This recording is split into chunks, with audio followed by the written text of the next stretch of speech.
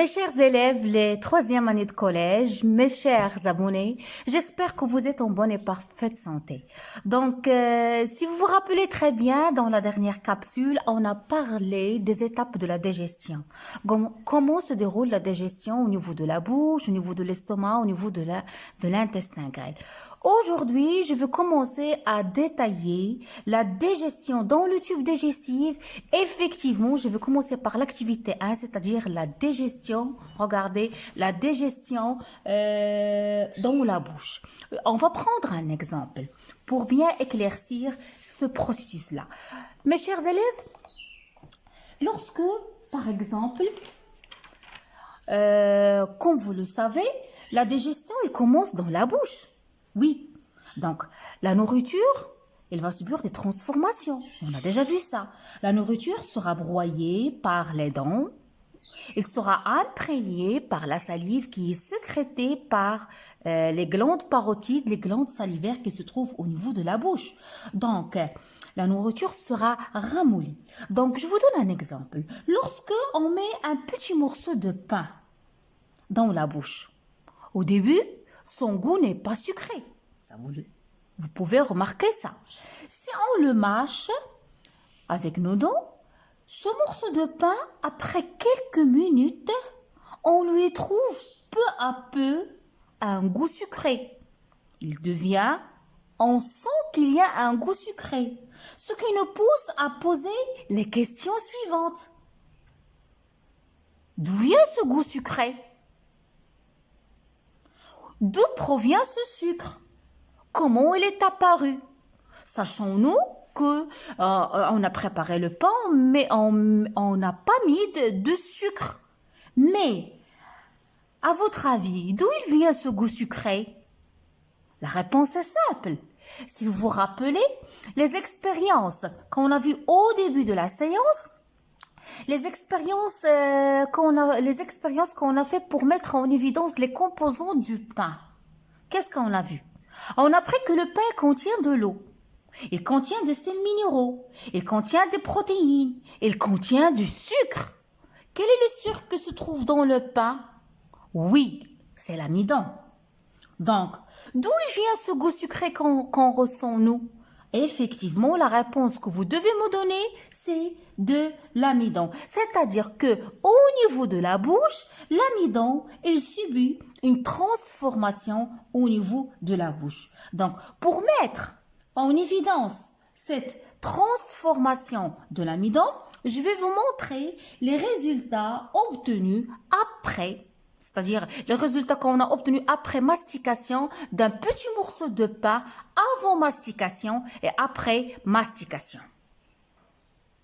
Donc voilà les résultats obtenus d'un morceau de pain avant, là c'est avant mastication et après mastication. Vous le savez déjà, on va se baser sur quoi? On va se baser sur les composants du pain. Comme vous le savez, dans le pain, il y a de l'eau, il y a des sels minéraux, il y a l'amidon, il y a des protéines, il y a des lipides, il y a des vitamines. Donc, avant mastication, on a l'eau.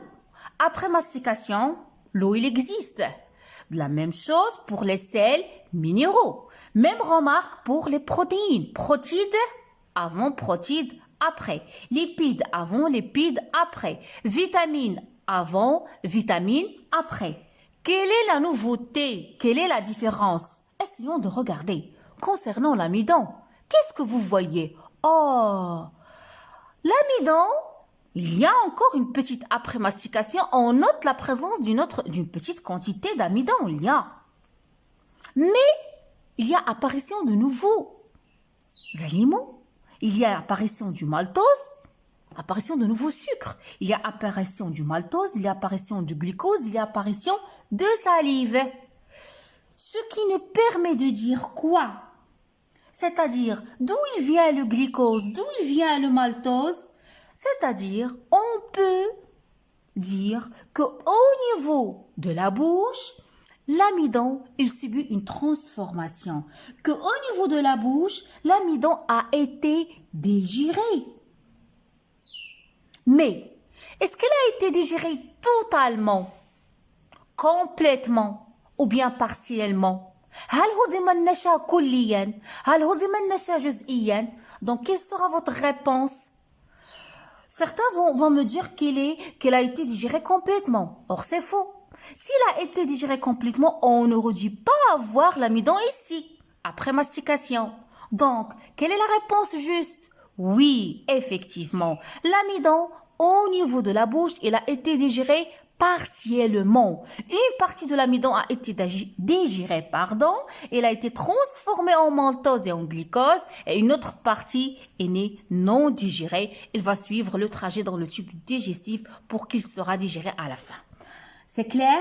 Donc, ce que on doit retenir de cet exercice-là, que au niveau de la bouche, le devenir de l'amidon dans la bouche. Quel est le destin de l'amidon dans la bouche? Donc, l'amidon, il sera digéré, je peux dire, il sera simplifié, il va subir une simplification moléculaire grâce à quoi? Grâce à une enzyme qui est sécrétée par les glandes salivaires, c'est l'amylase salivaire. Donc, mes chers élèves, notre but, notre objectif maintenant, on cherche à mettre en évidence le rôle de l'amylase salivaire dans la transformation de l'amidon en un sucre simple, le maltose. Comment on va mettre ce rôle-là? Par l'expérience suivante, par des expériences de digestion in vitro de l'amidon par la salive. Donc, retenez bien ce terme-là. Lorsque je dis expérience in vitro, pas in vivo je l'ai déjà expliqué, c'est-à-dire dans le corps. In vitro, ce sont des expériences qui ont réalisé en dehors de l'organisme, dans des tubes, comme vous voyez, dans des tubes en verre. Expériences in vitro, ce sont des expériences qui ont réalisé en dehors de l'organisme, dans des tubes de verre. Donc, quel est le protocole expérimental? Comme vous voyez, j'espère que l'image est claire pour vous. Donc, j'ai pris deux tubes. Vous voyez bien, un tube A et un tube B. Donc, qu'est-ce que j'ai mis dans le tube A? J'ai mis dans les deux tubes l'emploi de l'amidon. L'emploi de l'amidon, c'est-à-dire de l'amidon cuit. Dans le tube A, j'ai mis seulement l'emploi de l'amidon. Tandis que dans le tube B, qu'est-ce que j'ai rajouté à l'emploi de l'amidon? J'ai additionné un peu de salive fraîche.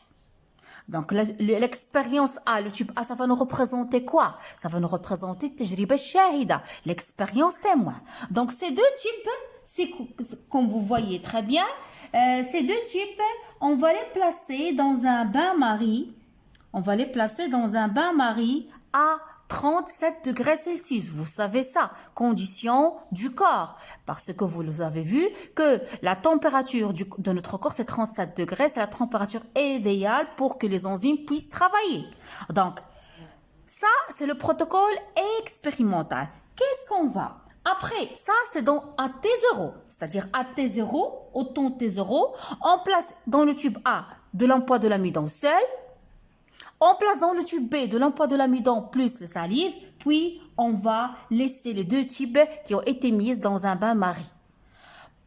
Après 20 minutes ou bien après 30 minutes, on va chercher la présence ou bien l'absence de l'amidon ou aussi la présence ou bien l'absence d'un sucre réducteur à travers, en utilisant quoi? En utilisant des réactifs. Quels sont les réactifs qu'on va utiliser pour mettre en évidence la présence de l'amidon? Je vous écoute. Oui, c'est l'eau iodée. Quel est le réactif qui va nous permettre de mettre en évidence la présence ou bien l'absence d'un sucre simple? C'est la liqueur de feeling avec chauffage. N'oubliez pas ça. Donc, c'est ça l'expérience, si vous voyez très bien. Donc, dans le tube A, dans l'expérience témoin, voilà mon tube où il y a seulement l'emploi de l'amidon. Je rajoute l'eau iodée. Qu'est-ce que vous voyez? J'en ai une coloration bleu-violacé. Ça signifie quoi? Que l'amidon, elle est là. Effectivement, c'est parce qu'on a mis seulement l'amidon. Il existe l'amidon. Lorsqu'on met la liqueur de feeling avec le chauffage, comme vous voyez, qu'est-ce qu'on a? Pas de précipité rouge à la liqueur de feeling. Ça signifie quoi? Ça signifie l'absence de sucre réducteur. Il n'y a pas de glycose. Ça, c'est l'expérience témoin pour le tube A. Passons maintenant à l'expérience B. où on a mis la salive. Donc, lorsqu'on fait l'expérience à l'œil iodé, comme vous voyez, qu'est-ce qu'il y a? Le contenu dans le tube. Quelle coloration on a obtenu? La coloration jaune. Ça signifie quoi cette coloration jaune? C'est la couleur de l'œil iodé. C'est-à-dire, est-ce que l'amidon, elle est là? Non, l'amidon, il n'est pas là. Elle est absent. Donc, l'amidon, il n'est pas là. Elle est absent. Oui. Donc, lorsqu'on met la liqueur de fini, comme vous voyez plus le chauffage, le contenu du tube B, pas de coloration à l'eau iodée, ça on vient de le dire, mais on note précipité rouge à la liqueur de fini, qui signifie quoi? Il signifie qu'il y a présence d'un sucre réducteur appelé le glucose. C'est-à-dire, quelle est la conclusion qu'on peut tirer de cette expérience in vitro? C'est que au niveau de la bouche, l'amidon sera digéré, l'amidon sera simplifié. Il va subir une simplification moléculaire. Par l'effet de quoi? Par l'effet de la salive. La salive, c'est quoi? C'est quoi la salive? J'ai déjà donné la définition de la salive. La salive, c'est un suc digestif qui est produit par les glandes salivaires, qui contient de l'eau, de sels minéraux, des matières organiques, mais il contient quoi? Il contient l'amylase salivaire. Donc, récapitulons s'il vous plaît.